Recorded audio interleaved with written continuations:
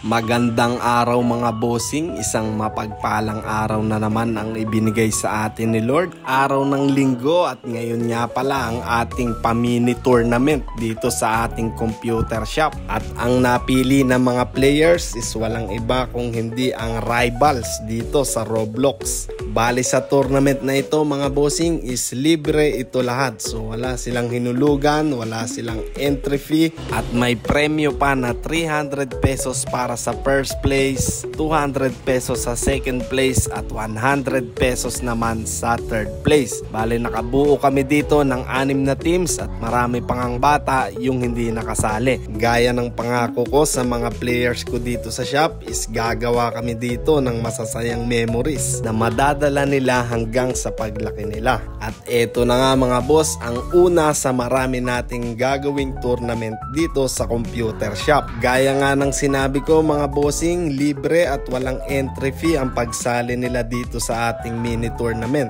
Dahil balato ko na yan sa aking mga players dahil sumahod na ako mga bossing sa YouTube. Maraming salamat sa inyo sa palaging pagsuporta at panonood ng aking mga videos. So mga boss, iniimbitahan ko ulit kayo na paki-like nyo itong video at mag-subscribe sa aking maliit na channel. Napakalaking bagay sa akin mga bossing ng inyong mga like at share dahil ito ang dahilan upang magpatuloy ako dito sa aking maliit na YouTube channel. At share ko na din mga bossing ang aking pinagdaanan dito sa YouTube. Bali 2019 nang mag-start ako dito at 2022 nang ma-monetize ang aking YouTube channel. Bali inabot tayo ng 3 years para makuha natin ang 1,000 subscribers at 4,000 watch hours dito sa YouTube. Mula noong 2022 hanggang September 2025 is nakumpleto natin yung $100 na minimum payment para ma-withdraw mo siya sa iyong bank account. So total of 6 years mga bossing, mahaba-habang panahon ang ating ginugol. Pero kahit ganun na maliit lang ating sinahod is dapat pa rin na ipagpasalamat natin kay Lord dahil blessings pa rin yan mga boss. Balik tayo dito sa ating mini tournament mga boss. Bali ito na yung premyo, 600 pesos. Pero barya lang yan mga boss dahil ang dami na nating barya dun sa bahay. At dito nga sa laro na to is hindi maiiwasan ng trash talkan lalo na pag nagkakapatayan sila dito sa game. At pag may nagkakapikunan mga bossing is agad natin pinipiit yan kasi mga bata yan, hindi talaga maiiwasan yung mga ganong bagay. So bilang may-ari nitong shop is responsibilidad natin sila habang nandito sila sa loob ng computer shop. At kahit naman sa labas mga bossing, pag nakikita natin sila na nagkakasakitan at nag-aasaran is pinipiit natin agad dahil kasi hindi rin naman iba sa akin itong mga batang to dahil halos mga kamag-anakan na namin yan dito. So kung may-ari kayo ng mga computer shop or ng mga pisonet, so ito talaga yung isang suggestion na maganda